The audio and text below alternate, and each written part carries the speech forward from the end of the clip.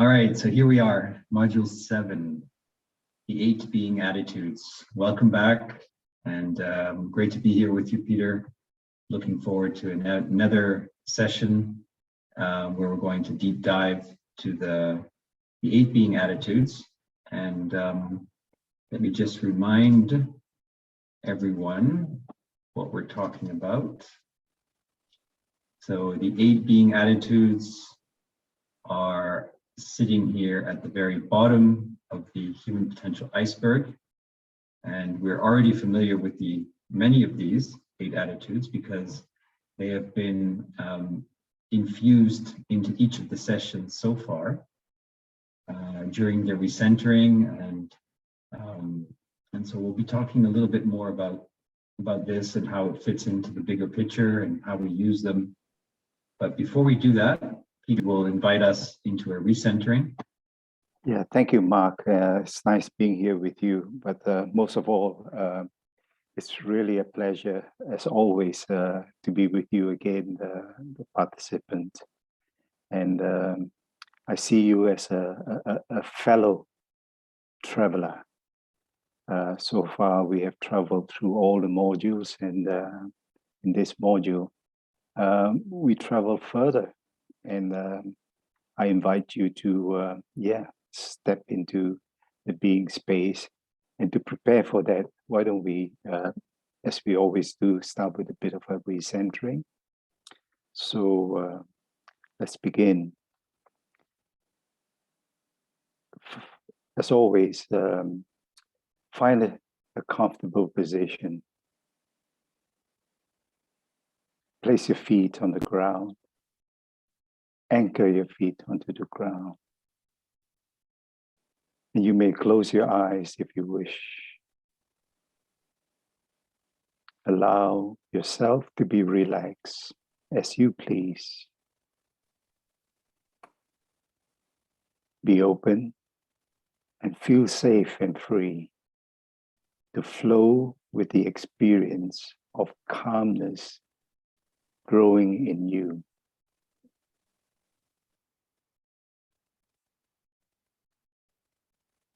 Consciously take a deep breath now. Inhale through your nose. Exhale through your mouth. Long breaths.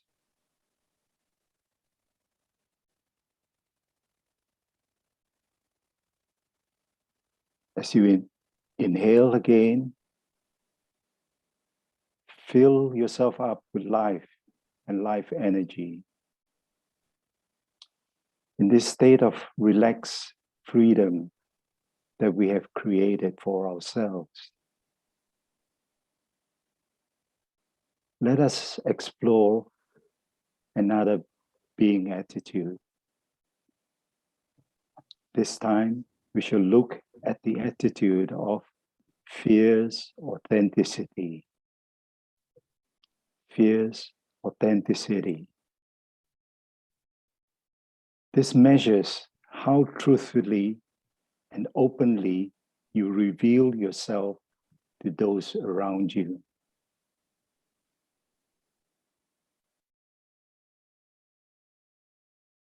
Look at the image now. What parts of the image intrigue or interest you most? Instinctively, is it the colors, the artistic objects, and of course, some, if not all, the words?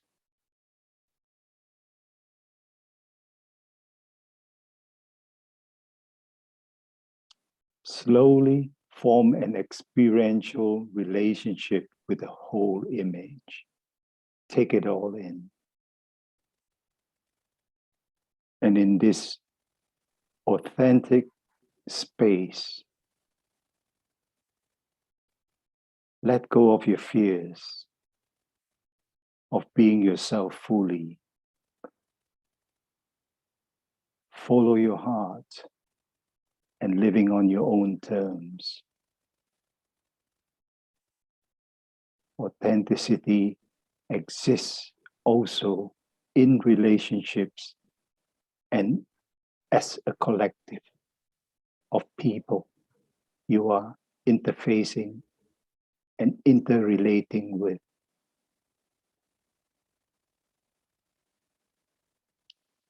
In the same way, in a collective sense, the collective also can let go of the fears from a higher collective consciousness. And this too comes and begins with your own showing up in your full authenticity. So let us take a few seconds now and capture the essence of your insights about your relationship with your fierce authenticity. So now we can slowly come back and we can begin. Yeah, so thank you for infusing this particular session with the energy of fierce authenticity. I think in previous videos, we have felt that the energy of the attitude that was brought in at the beginning was there throughout, throughout our conversation and informed the moment. It was very present in the moment, and I feel like today as well, this fierce authenticity is going to be there, and it's going to show up along the way. So thank you for putting it out there, Peter, in such a beautiful way. And let's dive in and give it a little bit more context to these 8 being attitudes. I'm going to bring up the overall framework again that we're familiar with now, the human potential iceberg. So I think in session 3 and 4, we looked at the organizational performance metrics. We discussed them, in detail. We did exercises around it, and then module 5 and 6, we went one layer beneath, underwater, and looked at the four states and the 23 dimensions of the human potential house.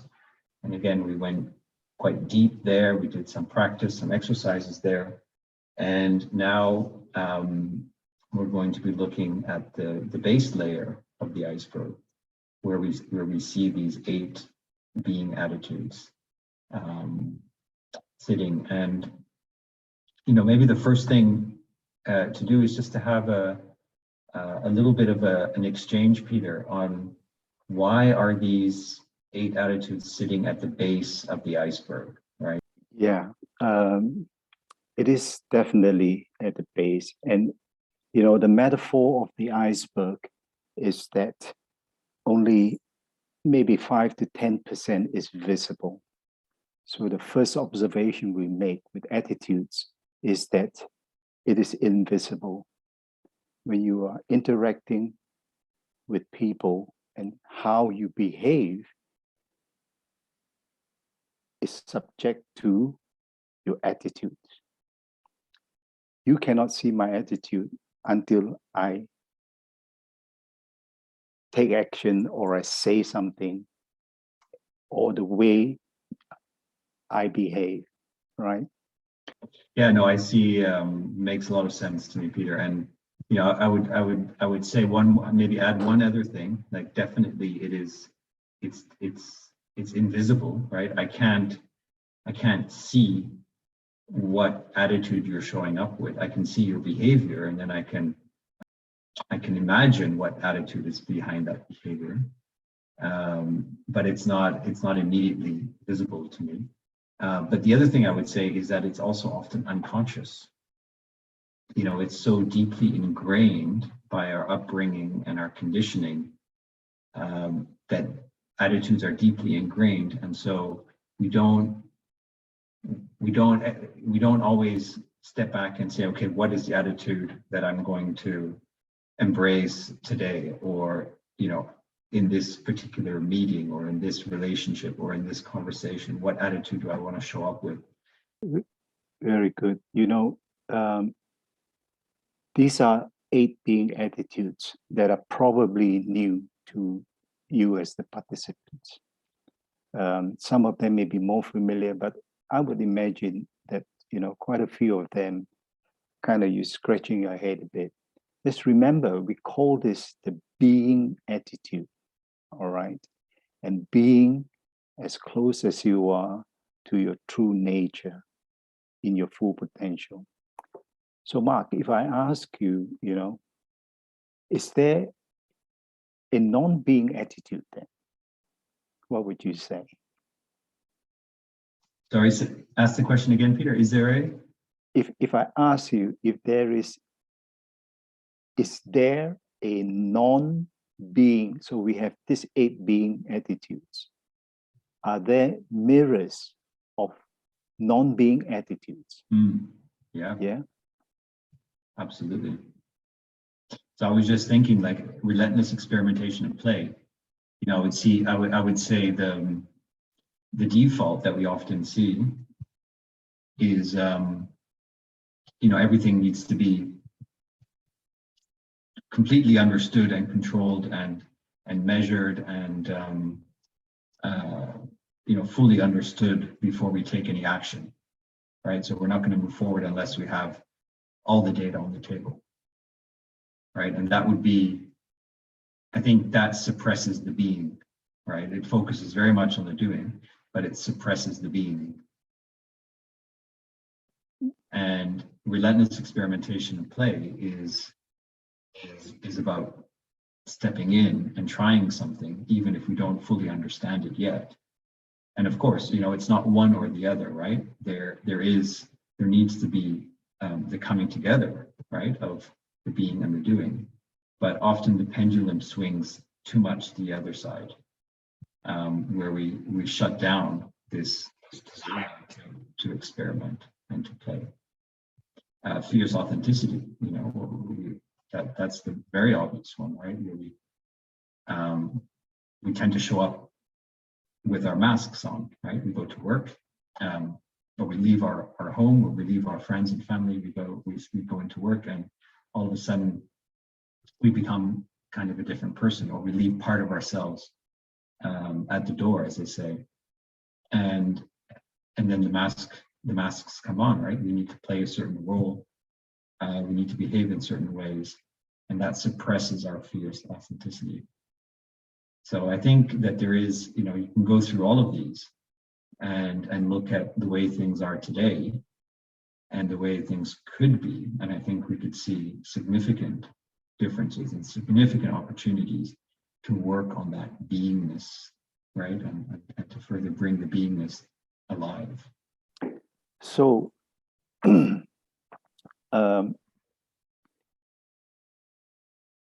so the question I pose now is,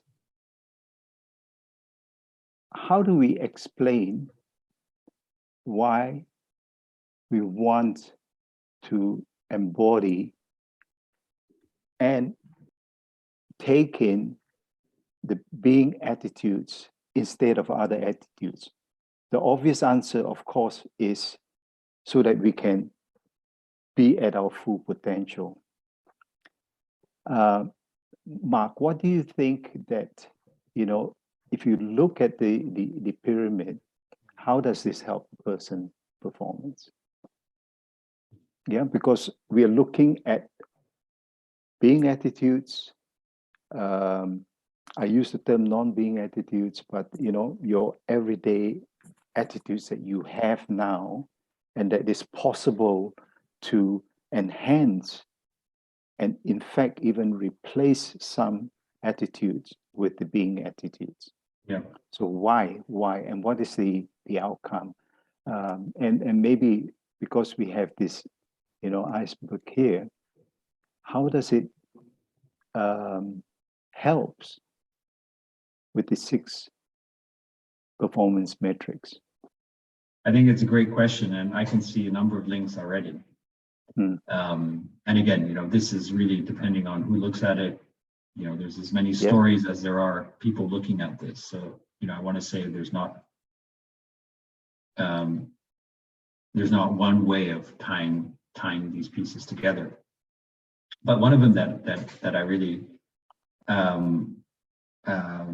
like, and that takes me back to what we spoke about, I think, in module 3 around the context. And we spoke a lot about the VUCA world, right? The volatile, uncertain, complex, and ambiguous reality that we're in. And I think, you know, our ability to navigate the VUCA world, we can no longer do that with a command and control paradigm, right? We spoke about that. There's no way that we can predict and fully understand the impact of our decisions and fully control the impact of our actions with data and with research and all of that, right? There's a limit to how much we can do. And if we remain in that paradigm, of everything needs to be predicted, everything needs to be understood, everything needs to be controlled, what we end up with is analysis paralysis, right? In other words, getting things done will be very much underexpressed. So the very top of the iceberg here, getting things done. And looking at the bottom of the iceberg, it's the harness the intuitive mind that shows up, right? So when we're in a VUCA world, what we need to rely more on our intuitive mind. We need to rely more on our inner knowing. And again, it's not one or the other. It's not about, you know, putting all the rational thinking aside and only staying with the intuitive thinking, but it's about integrating these two aspects, right? And leveraging them both.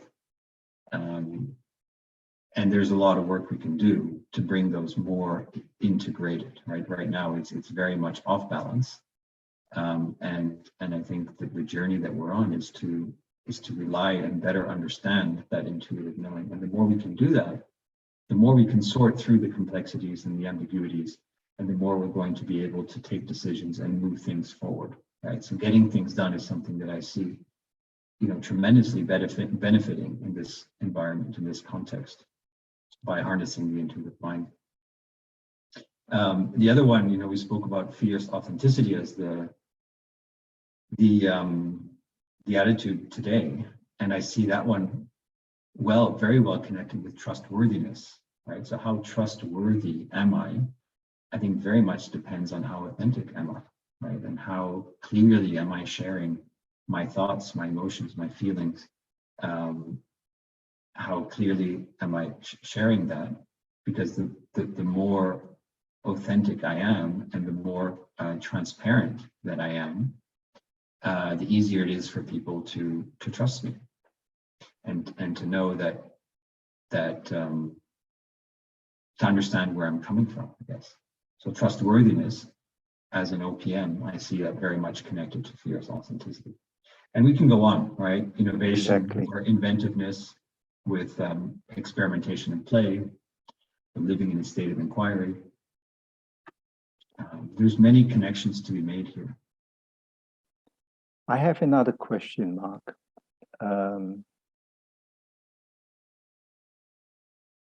How do you see the correlation between the 4 being states and therefore the 23 dimensions? Well, you know, the first thing that I would say is like the correlation between the 8 being attitudes and the 4 states. You know, there I would say that the way I think about the attitudes is there's something very practical, right? It tells me what intention do I need to set? What do I need to become conscious and aware of in terms of how I'm showing up, in terms of my attitude, in terms of my mindset? And when I do that, so when I deliberately show up to a meeting, living in a state of inquiry, right, or showing up with fear of authenticity, I know that is going to create an impact on the being aware state or on the being inspired state. So there's a practical element with the 8 being attitudes. Like muscles, right? That's another way that I've heard people talk about it before, is muscles that we train, that we can really train. And the more we train those muscles, the more they become habits, and the more we live into our potential. One last thing that I think would be useful just to discuss briefly is a bit more about how do we use these 8 being attitudes very practically when it comes to workshops or trainings or any client work that we do. How do we bring these 8 being attitudes to life? One example, of course, is what we've been doing in this training, right? Where we start with a recentering and we deliberately infuse the session with a being attitude. And as you can imagine, it's not random, right? So Peter and I do discuss beforehand and sort of feel and sense into what would be the right attitude to infuse this particular session with. What is the content? What is the message we want to get across? What is the type of lesson that we're introducing today? And what would be the attitude that would best serve that lesson? So this is a conversation that we have beforehand. And sometimes, our gut just tells us, okay, it's this one, it's this being attitude. And we don't understand exactly why, but we go ahead, and then it becomes clear afterwards why that was needed. So I think this is already a very nice example, this particular training and how we're using the attitudes. But maybe, Peter, you can say something else about how you've seen these used in other situations. Yeah. So in a company or organizational context, I've already mentioned the close interrelationship between attitude and behavior. So the conversation towards attitude would be a question like, for example, HR manager,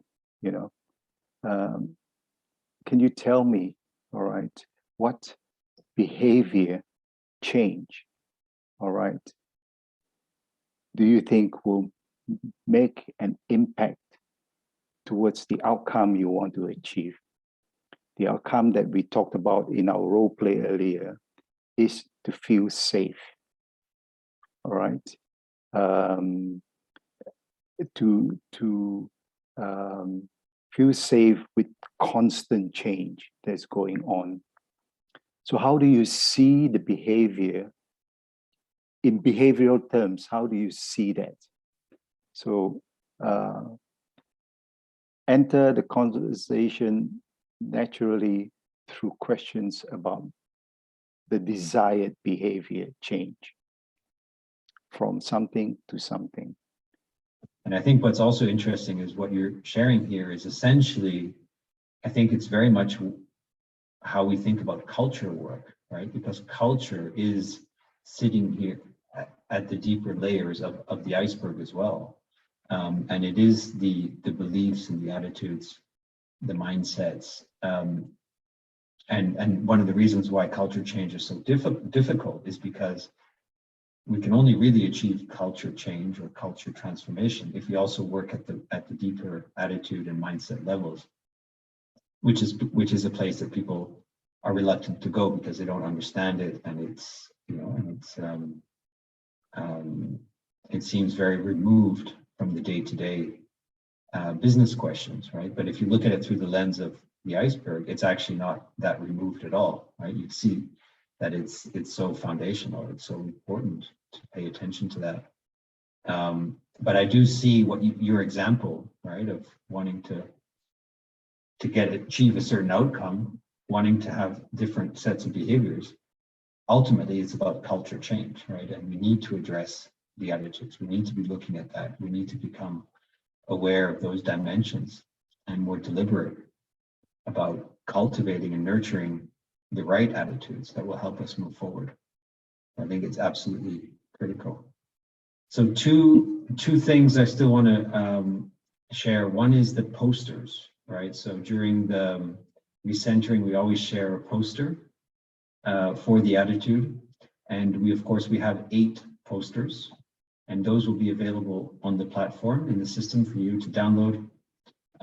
We often use it as stimulus in workshops, for example. So I have printouts of these posters, quite large posters, and I hang them up on the wall. And so the energy of the 8 being attitudes are with us whenever we do a workshop with a client, and it can really stimulate the conversation. It can be a great way for people to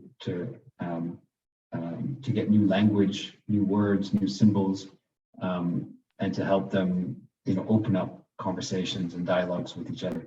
So these attitudes, there's many ways we can use them, and one of them is having the posters with us, having them up on the wall in workshops. That's just another example of how we've used them.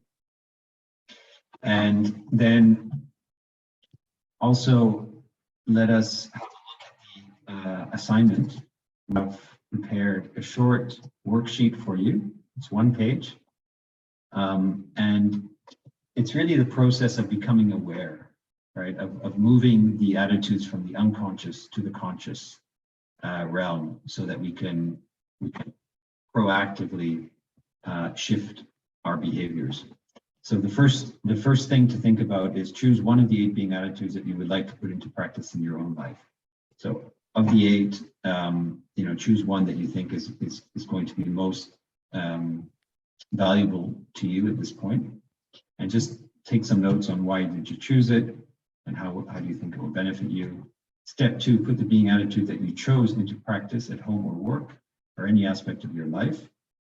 So just share a little bit, how did you put it into practice? How did you apply it? And then step 3, what did you learn from applying this attitude? How has it helped you to grow and realize more of your potential? What impact did it have on the other person, etc.? So anything that you noticed, that you observed, any learning that you got from this exercise, just capture it in the box here. So this is very simple, but a very powerful exercise to put into practice any one of the 8 being attitudes. And of course, you can do more than one, but we invite you to do at least one of these exercises. So those are the 2 things I wanted to share in closing. So I think that brings us to the conclusion of Module 7. Yeah, it was a fiercely authentic exploration, Peter, one where I felt, yeah, it was very much in the moment.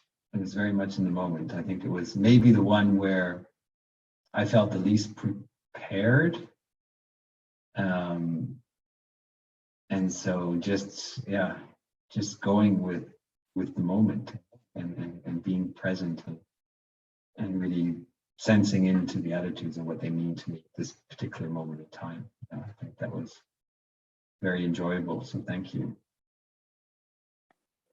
Yeah, well, thanks, Mark. Good discussion. And I believe that we got the participant, you, that is engaged in your thought process. A lot of this will be very new, but the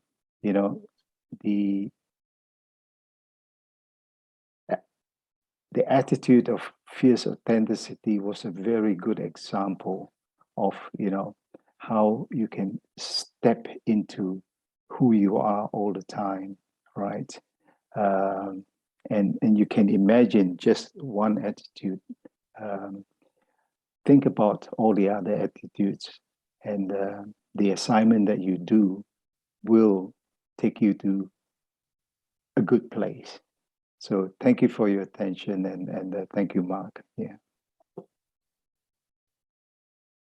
Thank you. See you.